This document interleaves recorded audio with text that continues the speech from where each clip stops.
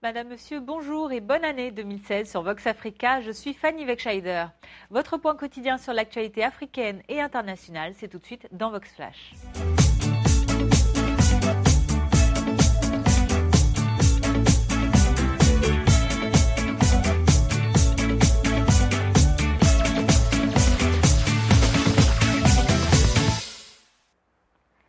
Les célébrations ont été de rigueur en ce début de nouvelle année, avec notamment les vœux exprimés par les différents présidents africains.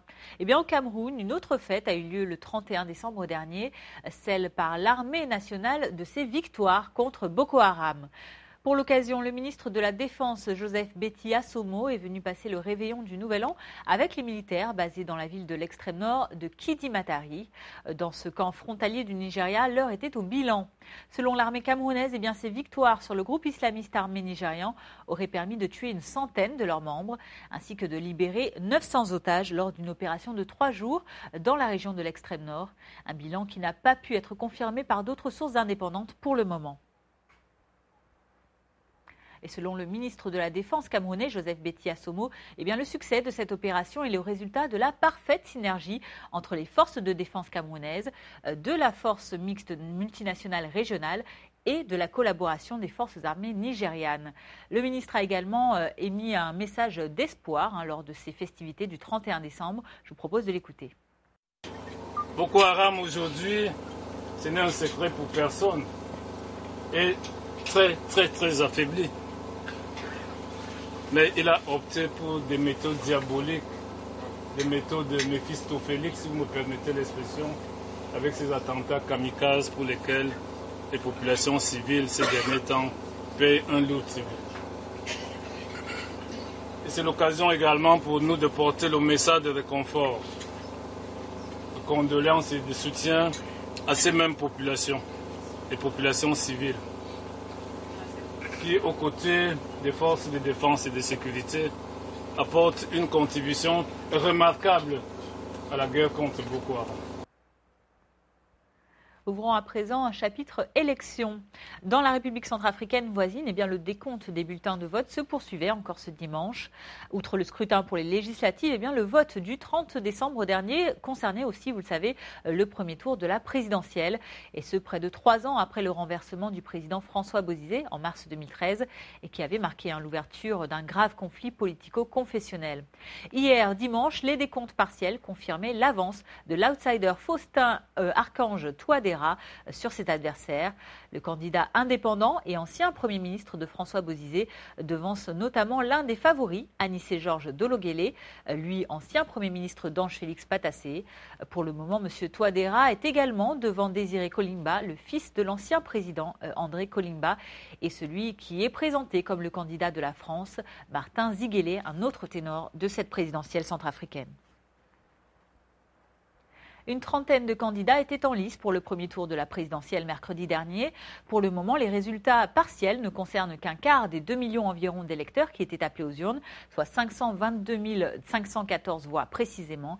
En attendant les résultats définitifs dans les prochains jours et un second tour possible le 31 janvier, voici les résultats très provisoires qui ont été annoncés hier par le rapporteur général de l'ANE, l'Autorité nationale des élections. Selon le plan logistique que nous avons élaboré, jusqu'à cet après-midi, tous les procès-verbaux de toute l'étendue du territoire centrafricain seront au centre de traitement de données.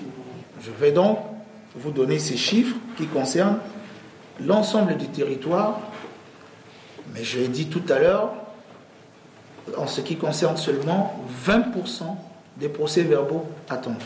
Dologuélé Anissé Georges, 56 252.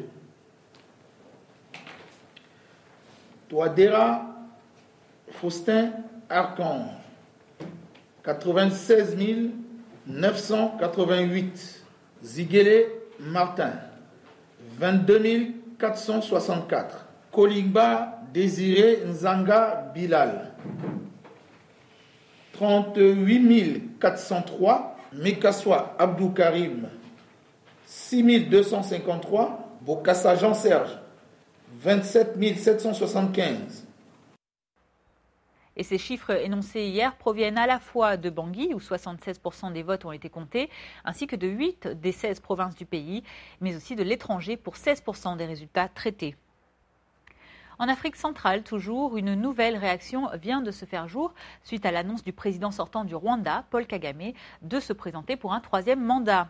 Samedi, les États-Unis se sont déclarés, je cite, selon le communiqué de Washington, profondément déçus par la décision du chef de l'État rwandais, qui, rappelons-le, pourra aussi potentiellement diriger le pays jusqu'en 2034. Outre la Maison-Blanche, l'Union européenne avait aussi déjà plusieurs fois exprimé sa crainte de voir M. Kagame s'accrocher au pouvoir. C'est suite au oui massif du référendum de mi-décembre que le président rwandais avait déclaré jeudi dernier qu'il se représenterait en 2017, et ce conformément donc à la nouvelle constitution approuvée à 98,4% des voix. Au Niger, c'est le 21 février que se tiendra l'élection présidentielle. La date limite des dépôts de candidature fixée au 2 janvier, on connaît donc désormais les candidats. Ils sont une dizaine à briquer un mandat dans ce pays d'Afrique de l'Ouest, 16 selon la presse locale. Parmi les favoris, on trouve notamment le président sortant, Mahamadou Issoufou, le chef de file de l'opposition Seyni Oumarou, l'ancien président Mahaman Ousmane, et c'est l'ancien président du Parlement nigérien Hama Amadou qui complète ce quartet, qui était déjà présent lors du scrutin précédent en 2011. Monsieur Amadou, qui, on le rappelle, est écroué depuis le 14 novembre dans une affaire de trafic de bébés avec le Nigeria. Les dossiers de candidature qui ont été réceptionnés par le ministère de l'Intérieur doivent maintenant être validés par la Cour constitutionnelle. Clôturons notre chapitre présidentielles africaines aux Comores. Dans un arrêt rendu samedi, la Cour constitutionnelle des Comores a confirmé les candidatures de 25 personnes sur 28 postulants au total. Le premier tour des élections se tiendra comme au Niger le 21 février prochain. Seuls les 3 candidats arrivés en tête participeront ensuite au second tour prévu lui le 18 avril. À noter que contrairement à ce qui avait été annoncé par le ministère de l'Intérieur il y a 6 mois, les Comoriens de l'étranger ne pourront pas finalement voter. Cela concerne notamment 300 000 d'entre eux qui vivent en France. À l'international, le Moyen-Orient est sous haute tension depuis l'exécution samedi en Arabie Saoudite de Nimer al-Nimer, un dignitaire chiite et critique virulent du pouvoir sunnite de Riyad. Des manifestations se sont déroulées tout ce week-end, principalement en Irak et en Iran. En Irak, les manifestations ont notamment concerné les villes de Karbala, mais aussi de Bagdad, où se sont notamment mobilisés de nombreux étudiants. Hier encore, dans les rues de la capitale irakienne, les manifestants protestaient près de la rue Palestine contre les autorités saoudiennes qui ont exécuté donc ce responsable religieux. Côté iranien, près d'1 million de personnes ont également manifesté dans les rues de Téhéran, où l'ambassade saoudienne de la capitale a partiellement été saccagée dans la nuit de samedi à dimanche. 40 personnes ont été arrêtées à Téhéran, mais aussi 4 à Mashhad. L'exécution du cheikh Nimer a provoqué la colère de l'Iran. Son guide suprême, l'ayatollah Ali Khamenei, a affirmé que les dirigeants saoudiens devraient s'attendre, je cite, à la vengeance divine. Le président iranien Hassan Rouhani a lui aussi condamné cette exécution. Un acte qui émeut de nombreux autres pays du Moyen-Orient, comme le Liban, où le chef du Hezbollah s'est aussi exprimé.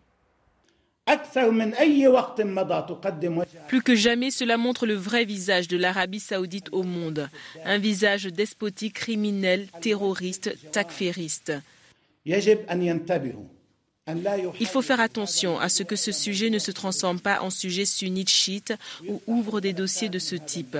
C'est la famille Saoud qui a tué le martyr Cheikh Nim al-Nim. Point à la ligne. Ce sujet ne doit pas être lié aux sunnites. Et autre réaction sur le sujet, celle des États-Unis. Ces dernières heures, Washington vient d'appeler l'Arabie saoudite, mais aussi l'Iran, à prendre, je cite, des mesures pour calmer les tensions. Terminons ce flash information en France, où le chanteur Michel Delpech s'est éteint samedi à l'âge de 69 ans. L'interprète des célèbres tubes Chez Lorette, Les Divorcés, Le Loir-et-Cher, Le Chasseur, Pour un flirt, White is White ou encore Quand j'étais chanteur, a succombé des suites d'un cancer.